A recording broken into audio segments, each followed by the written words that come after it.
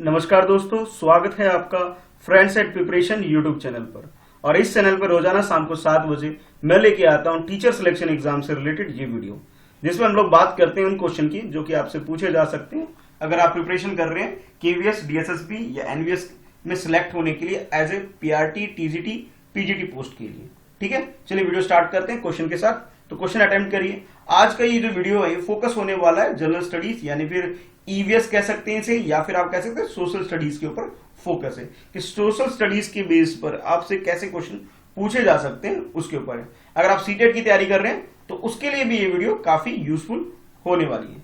चलिए question attempt करिए और लास्ट में कमेंट में अपने मार्क्स लिखना, स्कोर लिखना मत भूलिएगा कि आपने कितने क्वेश्चन के आंसर सही दिए। तो फर्स्ट क्वेश्चन कुछ इस तरह से आपके लिए, Al Biruni a traveller come to the India the place he came from.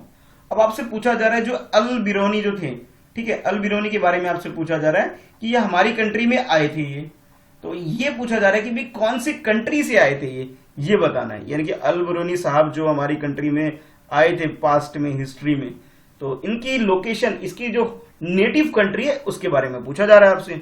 तो फर्स्ट ऑप्शन जो आपके पास आ रहा है स्क्रीन पर वो आ रहा है अमेरिका, कि वो अमेरिका से आए थे। सेकंड बोला जा रहा है सऊदी अरब से आए थे। थर्ड बोला जा रहा है कि वो ये आए थे उज्बेकिस्तान से आए थे, सी में। और डी में बोला जा रहा है कि वे यूरोप से आए थे, यानी कि यूरोपियन कंट्री से, यूरोप से वो आए थे। ये आपसे डी ऑप्शन में बोला जा रहा है। तो करेक्ट आंसर क्या है आपको ये बताना है। आई होप क्वेश्चन समझ में आ गया होगा। तो अब क्वेश्चन का जो करेक्ट आंसर क्या है आपने ये बताना है। तो इस क्वेश्चन का जो करेक्ट आंसर है वो है सी, यानी कि वो जो आए थे वो उज्बेकिस्तान से आए थे। तो करेक्ट आंसर हमारा क्या हो गया, सी हो गया।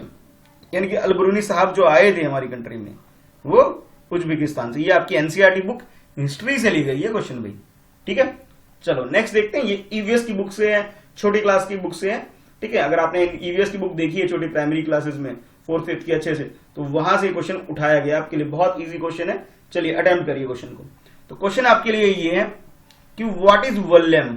वल्लम क्या होता है, वल्लम क्या होता है उसके बारे में आपसे पूछा जा रहा है। ठीक है, तो ये बड़ा सिंपल सा क्वेश्चन है आपके लिए कि वल्लम क्या होता है इसके बारे में बताइए। तो 4 ऑप्शन है आपके लिए, तो आपको उनमें से चूज करके बताना है कि आपका करेक्ट आंसर क्या है। तो फर्स्ट ऑप्शन आपके लिए है कि भी ये स्कूल को बोला जा रहा है। सेकंड बोला जा रहा है बी ऑप्शन में कि हाउस, यानी कि घर को बोला जा रहा है, कि घर के लिए ये ऑप्शन यूज किया जा रहा है वल्लम। ठीक है, हाउस की जगह यहां घर कर लेते हैं। ठीक है, जहां हम लोग रहते हैं। अच्छा, नेक्स्ट आपसे पूछा जा रहा है सी ऑप्शन में कि भाई ये कार को बोला जा रहा है, कि कार को नया नाम या दूसरा नाम हम लोग क्या बोलते हैं, वल्लम बोलते हैं। और लास्ट डी ऑप्शन है आपके लिए कि small wooden vote, small wooden vote जो है उसको बोला जाता है वल्लम। करेक्ट आंसर क्या है इसका आपने ये बताना है। 4 ऑप्शन बता दिए मैंने आपको, 4 ऑप्शन से सही आंसर क्या है ये आपने अटेम्प्ट करना है। तो इस क्वेश्चन का जो करेक्ट आंसर है, करेक्ट आंसर इसका डी है। अच्छा, याद कीजिए छोटी क्लास अगर आप लोगों ने पढ़ी हो या पढ़ाई हो टीचिंग प्रैक्टिस में, तो भाई एक चैप्टर है कि भी छोटी क्लासेस में ईवीएस के अंदर कि भाई बच्चे स्कूल कैसे जाते हैं, स्कूल कैसे जाते हैं, इससे रिलेटेड एक चैप्टर है ईवीएस के अंदर। उसी के अंदर जिक्र है कि कुछ बच्चे अपने स्कूल जो जाते हैं, वाटर पानी के रास्ते जो जाते हैं, वो लकड़ी का एक छोटा सा नाव लेकर के, एक लकड़ी के टुकड़े के ऊपर लकड़ी के नाव को लेकर के, या फिर लकड़ी के ऊपर किस तरह जाते हैं, तो उसके रिगार्डिंग में ये टर्म यूज किया गया जिसका नाम है वल्लम। ठीक है, तो करेक्ट आंसर जो हमारा हो गया वो हो गया डी हो गया। ठीक है, चलिए देखते हैं नेक्स्ट क्वेश्चन को। नेक्स्ट क्वेश्चन आपसे पूछा जा रहा है which of the following district is famous for LTR, या इटार बोल दीजिए, इटार के बारे में या एलटीआर के बारे में कौन सा डिस्ट्रिक्ट फेमस है आपसे ये पूछा जा रहा है। तो आपके पास जो ऑप्शन है वो ये इस तरह से है कि फर्स्ट ऑप्शन में बोला जा रहा है कि नई दिल्ली, कि नई दिल्ली को उन्होंने डिस्ट्रिक्ट मान लिया ऑप्शन के अंदर, और बोला जा रहा है ये फेमस है अपने एलटीआर के लिए, ठीक है, ईटीआर कह लीजिए, इटार के लिए। सेकंड बोला जा रहा है कि बुलंदशहर। थर्ड बोला जा रहा है कि कन्नौज फेमस है इसके लिए। और फोर्थ ऑप्शन डी में जो आपसे बोला जा रहा है कि आगरा इसके लिए फेमस है। तो करेक्ट आंसर क्या है ये आपने बताना है। ठीक है, अगेन एनसीईआरटी बेस्ड क्वेश्चन है। ठीक है, बताइए सही आंसर इसका क्या है। तो इस क्वेश्चन का जो करेक्ट आंसर है, आई होप आप लोगों ने क्वेश्चन अटेम्प्ट कर लिया होगा, तो करेक्ट आंसर इस क्वेश्चन का सी हो गया, यानी कि कन्नौज जो है, कन्नौज डिस्ट्रिक्ट ये फेमस है आईटीआर के लिए। ठीक है, तो करेक्ट आंसर हमारा सी हो गया। चलिए देखते हैं नेक्स्ट क्वेश्चन। नेक्स्ट क्वेश्चन भी एनसीईआरटी से ही है और ये काफी न्यूज में भी रहता है, इस वजह से भी पूछा जा रहा है आपसे। तो आपको ये बताने कि आईसीएआर की फुल फॉर्म बतानी है आपको कि आईसीएआर आखिर में होता क्या है, ये किसके लिए स्टैंड करता है, फुल फॉर्म बतानी है आपको इसकी क्या है। तो आपके पास ये कुछ ऑप्शंस हैं, A B C D, 4 option है, चारों में से सही आंसर क्या है आपके अकॉर्डिंग ये बताना है। तो फर्स्ट ऑप्शन है जो आपके पास है, उसके अंदर बोला जा रहा है कि Indian council of agriculture resource, इसको बोला जाता है आईसीएआर, ए ऑप्शन के अंदर। ठीक है, बी में आपसे बोला जा रहा है कि बी में कि Indian corporation of agriculture research, इसको बोला जा रहा है आईसीएआर। नेक्स्ट सी ऑप्शन जो आपके पास है, सी ऑप्शन में बोला जा रहा है कि Indian council of agriculture research, Indian council of agriculture research is the full form of ICAR. ठीक है, ये सी ऑप्शन में बोला जा रहा है। और नेक्स्ट लास्ट में जो डी ऑप्शन है, इसमें आपसे बोला जा रहा है कि भी Indian council of agronomy research. ठीक है, तो करेक्ट आंसर 21 का क्या है वो आपको बताना है। चार आपके इसकी फुल फॉर्म दे दिए गए, इसके लिए एब्रीविएशन जो यूज किया गया आईसीएआर किसके लिए यूज किया गया आपको ये बताना है। आई होप क्वेश्चन समझ में आ गया होगा, क्वेश्चन को अटेम्प्ट करिए। तो इस क्वेश्चन का जो करेक्ट आंसर है वो है सी, यानी कि ये जो ऑप्शन आपके पास बनके जो स्क्रीन पे आ रहा है, ये सी वाला ऑप्शन, ये इसका करेक्ट आंसर है। यानी कि आप बोल सकते हो कि आईसीएआर की जो फुल फॉर्म है Indian council of agriculture research, यानी कि एग्रीकल्चर की फील्ड में जो भी रिसर्च वगैरह होता है वो कहां से होता है, वो आईसीएआर से होता है। ठीक है, यानी कि एग्रीकल्चर में रिसर्च करने के लिए एक इंस्टीट्यूशन हमारी कंट्री के अंदर में फॉर्म की गई है। ठीक है, तो आपके लिए छोटा सा होमवर्क आज के लिए ये होगा आपके लिए कि आपको ये बताना है कि भी ये जो ये जो आईसीएमआर है, ठीक है, इसकी स्थापना यानी कि इसका फाउंडेशन कब हुआ था, ये आपने बताना है, इसका फाउंडेशन कब हुआ था। आई होप आपको क्वेश्चन समझ में आ गया होगा। इसके फाउंडेशन के बारे में बताइएगा भी, इसकी फाउंडेशन कब हुई थी और किसके द्वारा हुई थी। ठीक है, और डेट भी बता दीजिएगा भाई। और नेक्स्ट इसके फर्स्ट और करंट चेयरमैन कौन है, फर्स्ट टाइम कौन थे और करंट में कौन है, इसके चेयरमैन कौन है, आपको ये बताना है।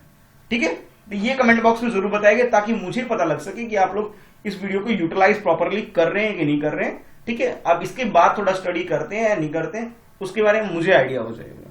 ठीक है, अगर आपको आंसर आता है तो वेरी गुड, अभी कमेंट कर लीजिए, नहीं तो देख के जरूर बताइएगा, थोड़ा इसके बारे में पढ़ लीजिएगा। चलिए देखते हैं नेक्स्ट क्वेश्चन। तो नेक्स्ट क्वेश्चन आपके लिए ये है लोसार।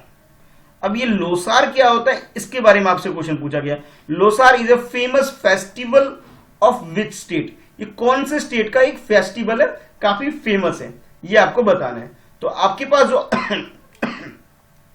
सॉरी आंसर जो आपके लिए ऑप्शन जो दे रखा है वो कुछ इस तरह से है। तो फर्स्ट ऑप्शन जो आपके पास है उसमें बोला जा रहा है कि भाई ये आंध्र प्रदेश का एक फेमस फेस्टिवल है। फर्स्ट ऑप्शन में बोला जा रहा है कि आंध्र प्रदेश से रिलेटेड है। सेकंड बोला जा रहा है कि भाई ये बिहार से रिलेटेड है। कहां से है ये, बिहार से रिलेटेड एक फेस्टिवल है, यानी कि बिहार में ये सेलिब्रेट होता है। नेक्स्ट बोला जा रहा है कि भाई ये क्या है, वेस्ट बंगाल, जिसे हम बोल सकते हैं पश्चिम बंगाल से ये जुड़ा है।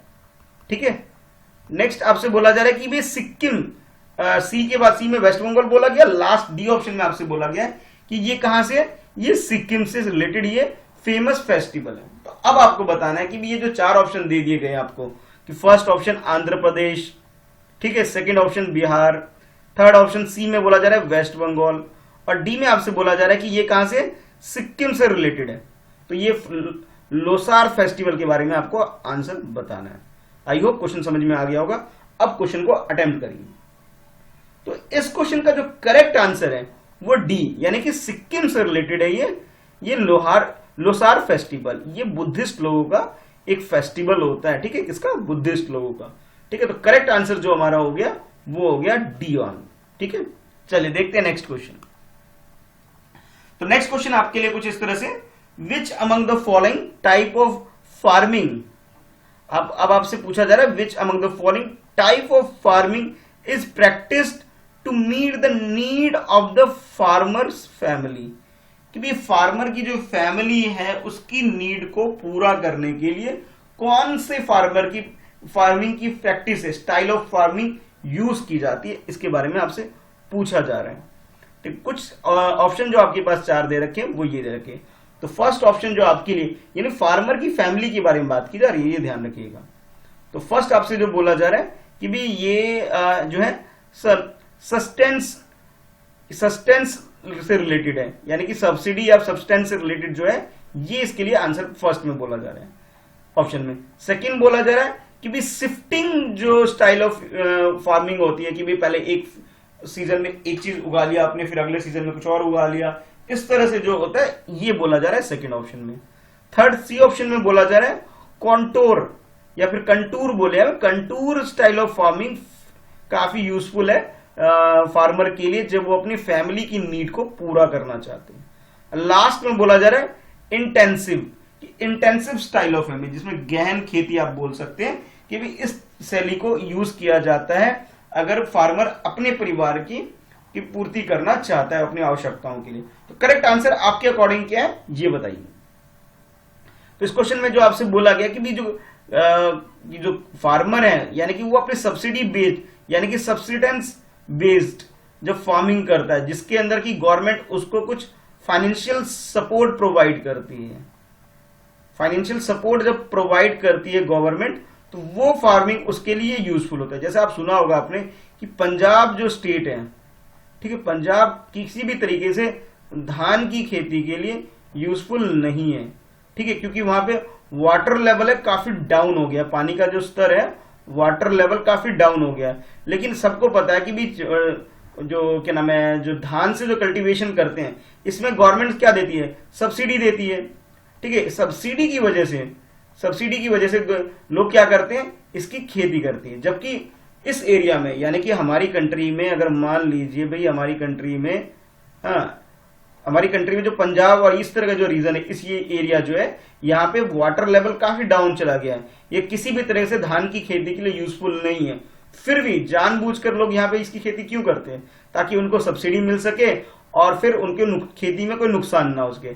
जबकि बेस्ट एरिया जो है ये जो छत्तीसगढ़ वाला जो एरिया, छत्तीसगढ़ और ये मध्य प्रदेश, छत्तीसगढ़ और कुछ कह सकते हैं झारखंड, ये जो एरिया है इसके लिए काफी फेमस है, सबसे ज्यादा उत्पादन यहीं होता है, ठीक है। और नॉर्थ ईस्ट में भी क्योंकि बारिश ज्यादा होती है तो फेवरेबल कंडीशन यहां भी होती है, लेकिन फिर भी ज्यादा जो खेती जो लोग प्रेफर क्यों कर रहे हैं पंजाब वगैरह में, इसके रीजन यही है कि भाई सब्सिडी मिलती है, ये इसका रीजन है। तो करेक्ट आंसर जो आपका हो गया वो हो गया फर्स्ट, यानी कि ए ऑप्शन। चलिए अब देखते हैं next option, next question.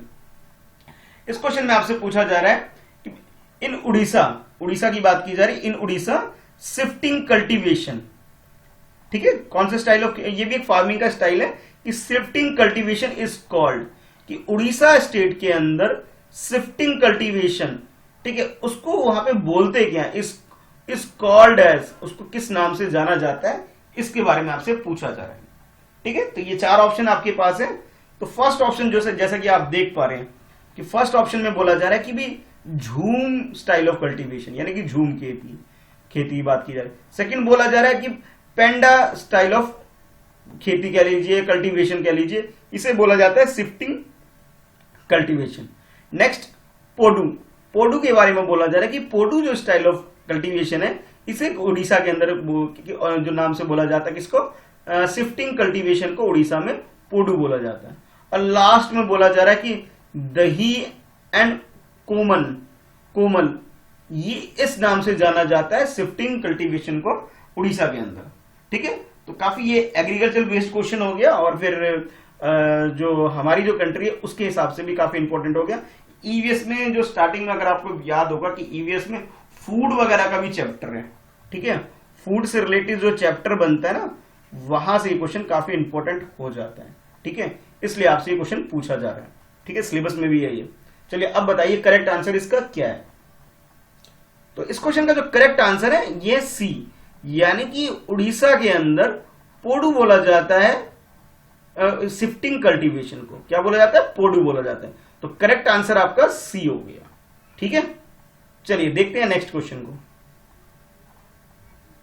Next question में आपसे बोला जा रहा है विच ऑफ दीज टेक्निक्स, ये जो टेक्निक्स गिवन है आपके पास चार ऑप्शन में, which of these techniques is use to separation of solid components, कि सॉलिड कंपोनेंट, कोई सॉलिड चीज है आपके पास, उसको सेपरेट करने के लिए, उसे अलग करने के लिए कौन सी टेक्निक यूज की जाती है, उसके बारे में पूछा जा रहा है। तो चार ऑप्शन है आपके पास, इन चार में से एक बेस्ट ऑप्शन क्या हो सकता है वो आपको चूज करना है। ठीक है, तो फर्स्ट ऑप्शन जो बोला जा रहा है आपसे वो ये बोला जा रहा है कि फ्रैक्शनल डिस्टिलेशन, जो उसको फ्रैक्शन में से डिवाइड कर दीजिए, फ्रैक्शन डिस्टिलेशन इज द, ये इसका एक ऑप्शन आपको फर्स्ट में दिया जा रहा है। अच्छा, नेक्स्ट बी में जो आपको बोला जा रहा है कि भी डिकेंटेशन, डिकेंटेशन के द्वारा किसी भी हार्ड मटेरियल, सॉलिड मटेरियल को आप छोटे छोटे पीसेस में डिवाइड कर सकते हैं। नेक्स्ट सी में बोला जा रहा है विनोविंग। ठीक है, विनोविंग एक मेथड बताया जा रहा है जिसके द्वारा आप इसे सॉलिड को डिफरेंट डिफरेंट कंपोनेंट में इसे सेपरेट कर सकते हैं। और लास्ट में बोला जा रहा है सेपरेशन कोन। ठीक है, सेपरेट कोन एक मेथड है जिसके अंदर सॉलिड को छोटे छोटे कंपोनेंट में डिवाइड किया जा सकता है। तो करेक्ट आंसर आपके अकॉर्डिंग क्या है, आप लोग ये बताना है कि सही आंसर इसका क्या हो सकता है। तो चार ऑप्शन है, चार ऑप्शन के हिसाब से अपने आंसर को के लिए अटेम्प्ट करिए क्वेश्चन। आई होप क्वेश्चन समझ में आ गया होगा आपको। तो फर्स्ट ऑप्शन जो है ना इसका फ्रैक्शनल डिस्टिलेशन, ये इसका राइट आंसर है। यानी कि कोई सॉलिड मटेरियल है आपके पास, मान लीजिए इसे फ्रैक्शन में जो डिवाइड कर देना, छोटे छोटे पीसेस में डिवाइड कर लेने के लिए हमें क्या करना चाहिए, फ्रैक्शनल डिस्टिलेशन मेथड यूज किया जाता है। ये बेस्ट टेक्निक आप बोल सकते हैं किसी भी सॉलिड मटेरियल, ठोस घटक को अलग करने के लिए। तो करेक्ट आंसर हमारा ए हो गया। चलिए देखते हैं नेक्स्ट क्वेश्चन। नेक्स्ट क्वेश्चन में आपसे पूछा जा रहा है which among the following fibre is known as the artificial silk. Silk के बारे में पता होगा, हमारी कंट्री में सिल्क कहाँ कहाँ प्रोड्यूस होता है इसके बारे में आपको पता होना चाहिए, ज्योग्राफिकल लोकेशन उसकी आपको पता होनी चाहिए कि सिल्क कहाँ कहाँ होता है। एक एग्जांपल मैं आपको बता सकता हूँ दो तीन, कि भाई जैसे असम है, असम भी फेमस है अपने सिल्क के लिए। ठीक है, उसके बाद बिहार में भी एक जगह है, वो अपने सिल्क के लिए एक डिस्ट्रिक्ट है, काफी फेमस है सिल्क के लिए। और भी कई ऐसी हमारी कंट्री में पार्ट है, कंट्री में ऐसी जगह है जो सिल्क के लिए फेमस है। तो आपको इसकी लोकेशन वगैरह पता होना चाहिए। ठीक है, चलिए अब क्वेश्चन पे आते हैं। तो क्वेश्चन कुछ इस तरह से है, which among the following fibre is known also known as artificial silk. Artificial silk किसको कहेंगे इनमें से अंदर, यानी कि आर्टिफिशियल सिल्क को आपको इस चार ऑप्शन में से आइडेंटिफाई करना है। बहुत इजी क्वेश्चन है, आइडेंटिफाई करना है बस। चलिए ठीक है, चलिए अटेम्प्ट करिए क्वेश्चन को। चार ऑप्शन में से फर्स्ट ऑप्शन में बोला जा रहा है कि रेयान, रेयान एक आर्टिफिशियल सिल्क है फर्स्ट। सेकंड बोला जा रहा है नायलॉन, कि नायलॉन क्या है, आर्टिफिशियल सिल्क है, यानी कि उसे आर्टिफिशियल तरीके से बनाया जाता है, कृत्रिम तरीके से रेशम का उत्पादन किया जाता है। अच्छा, नेक्स्ट उसके बाद है पॉलिस्टर, कि पॉलिस्टर जो है वो एक आर्टिफिशियल सिल्क है, सी ऑप्शन में बोला जा रहा है। और डी ऑप्शन में आपसे बोला जा रहा है कि भी एक्रिलिक, एक्रिलिक जो है वो आर्टिफिशियल सिल्क है।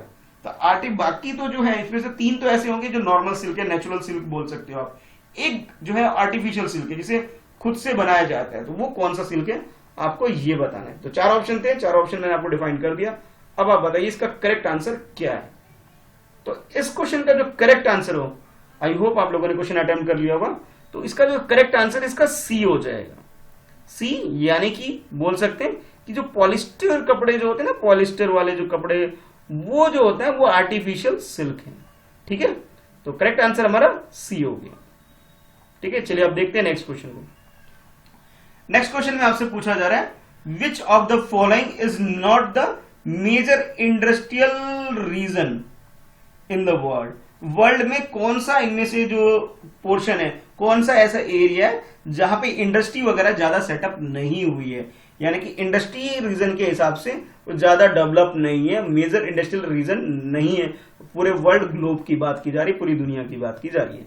तो आपके पास जैसे सपोज एक वर्ल्ड मैप अगर आप ये क्रिएट करते, रफली अगर मैं वर्ल्ड मैप आपके लिए एक रफली बनाता हूँ कुछ इस तरह से। मान लीजिए कुछ इस तरह से, ये नॉर्थ अमेरिका, साउथ अमेरिका, ये कुछ यूरोप ऐसा, फिर ये बड़ा सा एशिया हो जाएगा, और यहाँ पे मान लीजिए थोड़ा अफ्रीका, ये हमारी कंट्री हो जाएगी यहाँ पे, और यहाँ पे आपका ये ऑस्ट्रेलिया हो गया, और ये कुछ आइलैंड्स वगैरह हो गए। एक रफली बना दिया, ज्यादा क्लियर नहीं है, बस एक समझने के लिए बता रहा हूँ। ये अफ्रीका हो गया, इंडिया यहाँ पे हो गया, ये एशिया हो गया, ये यूरोप मान लीजिए, ये नॉर्थ अमेरिका कॉन्टिनेंट है, ये साउथ अमेरिका कॉन्टिनेंट है। कुछ इस तरह से मैंने इसको डिवाइड कर दिया, और ये यूरोप मान लीजिए, ठीक है। ये वेस्टर्न यूरोप, ये नॉर्दर्न यूरोप कह लीजिए, ये ईस्टर्न यूरोप, ठीक है। और ये फिर हमारा एशिया, इधर चाइना हो जाएगा, इधर जापान वगैरह ये इधर हो जाएंगे, ठीक है। तो ये एक रफली मैंने आपको समझा दिया कि ये हमारा वर्ल्ड मैप कुछ इस तरह से। अच्छा, अब आपसे जो पूछा गया था कि भी कौन सा ऐसा रीजन है वर्ल्ड में जहां पे इंडस्ट्रियल रीजन, जहां पे क्या है, इंडस्ट्रियल रीजन के रूप में डेवलप नहीं हुआ है, जो मेजर इंडस्ट्रियल रीजन के रूप में नहीं जाना जाता है।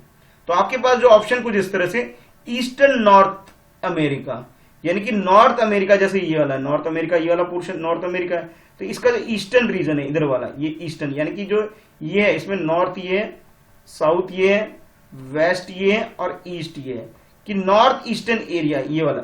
रुको एक मिनट, मैं कलर चेंज कर देता हूं, थोड़ा ज्यादा क्लियर आपको हो जाएगा। एक मिनट, ठीक है, कि भाई ये वाला जो एरिया है, जो आपसे बोला जा रहा है कि ये वाला एरिया जो है आपका, एक मिनट, आई होप आपको क्लियर। अब देखिए कि ये वाला जो एरिया, ये वाला एरिया, ये जो ग्रीन से मैं कर रहा हूं, ये वाला, इस एरिया की बात की जा रही है कि भी ईस्टर्न नॉर्थ अमेरिकन जो रीजन है इसकी बात की जा रही है ए ऑप्शन में, कि ये ज्यादा डेवलप नहीं है। अच्छा, सेकंड जो यूरोप की बात करते हैं, और यूरोप का कौन सा पार्ट, ईस्टर्न यूरोप, यानी कि ये अगर पूरा यूरोप है तो ये ईस्टर्न एरिया, इधर वाला एरिया जो कि एशिया से लगा हुआ है, एशिया से जो अटैच्ड है, ये ज्यादा डेवलप नहीं है। अच्छा, नेक्स्ट आपसे बोला जा रहा है ईस्टर्न एशिया, यानी कि एशिया का ये वाला पोर्शन, ये ईस्टर्न एशिया, यानी जापान, कोरिया, थाईलैंड वगैरह, जो इधर के जो पार्ट आते हैं ना, खासतौर पे Japan, Korea, north Korea, south Korea दोनों ले लीजिए, और कुछ पार्ट चाइना का भी आप मान सकते हैं कि भी ये ईस्टर्न एशिया की अगर हम बात करें तो। और डी ऑप्शन में आपसे बोला जा रहा है कि भी नॉर्दर्न यूरोप, कि नॉर्दर्न यूरोप की बात की है, यूरोप का जो ये वाला पोर्शन है, जो कि नॉर्थ, ये वाला ऑप्शन, जहां पे ये इधर का जो एरिया, जहां पे स्वीडन, नॉर्वे जैसी जो कंट्री है, ठीक है, ये जो एरिया है इसकी बात की गई, ये इंडस्ट्रियल रूप से ज्यादा डेवलप नहीं है। तो अब आपको बताना है कि भी कौन सा एरिया है जो कम डेवलप है, अगर हम, या फिर मेजर इंडस्ट्रियल रीजन नहीं है, वो आपको आइडेंटिफाई करना है। तो चार ऑप्शन है, चार ऑप्शन में सही क्या है ये आपको आइडेंटिफाई करना है। तो इस क्वेश्चन का जो करेक्ट आंसर है, ठीक है, करेक्ट आंसर जो इस क्वेश्चन का हो जाएगा आपके लिए, वो हो जाएगा ऑप्शन डी हो जाएगा, ठीक है। डी इसका करेक्ट आंसर है। इट मींस जो आपसे बोला जा रहा है ना कि मेजर इंडस्ट्रियल रीजन के रूप में जो नहीं है, वो है आपके लिए जो ऑप्शन है वो ये डी, यानी कि नॉर्थ यूरोप जो है, यानी कि ये वाला जो रीजन है जहां पे स्वीडन, नॉर्वे जैसी जो कंट्री है, ये जो ज्यादा डेवलप नहीं है, यहाँ इन लोगों ने ज्यादा अपने यहाँ पे इंडस्ट्रियल रिवोल्यूशन ज्यादा नहीं किया, ये लोग अपने यहाँ पे काफी प्रोटेक्ट करते हैं नेचर को, ठीक है। तो करेक्ट आंसर जो हमारा हो गया वो हो गया डी ऑप्शन, ठीक है। वीडियो आपको कैसा लगा, कितना आपने स्कोर किया, कितने क्वेश्चन के आंसर आप सही से कर पा रहे हो, कमेंट बॉक्स में जरूर बताइएगा, ठीक है। कोई सजेशन है या कुछ और बताना, वो भी कमेंट बॉक्स में बता सकते हैं। वीडियो को लाइक जरूर करिए, अपने फ्रेंड्स में शेयर जरूर करिएगा इसे, ठीक है। वीडियो को शेयर करिए अपने फ्रेंड्स में, वीडियो को लाइक करिए। अगर चैनल पे नए हैं, पहली बार देख रहे हैं, तो सब्सक्राइब करना मत भूलना, ठीक है। मिलते हैं फिर नेक्स्ट वीडियो में। शाम को 7 बजे डेली लेके आता हूं मैं टीचर सिलेक्शन के लिए ये वीडियो है।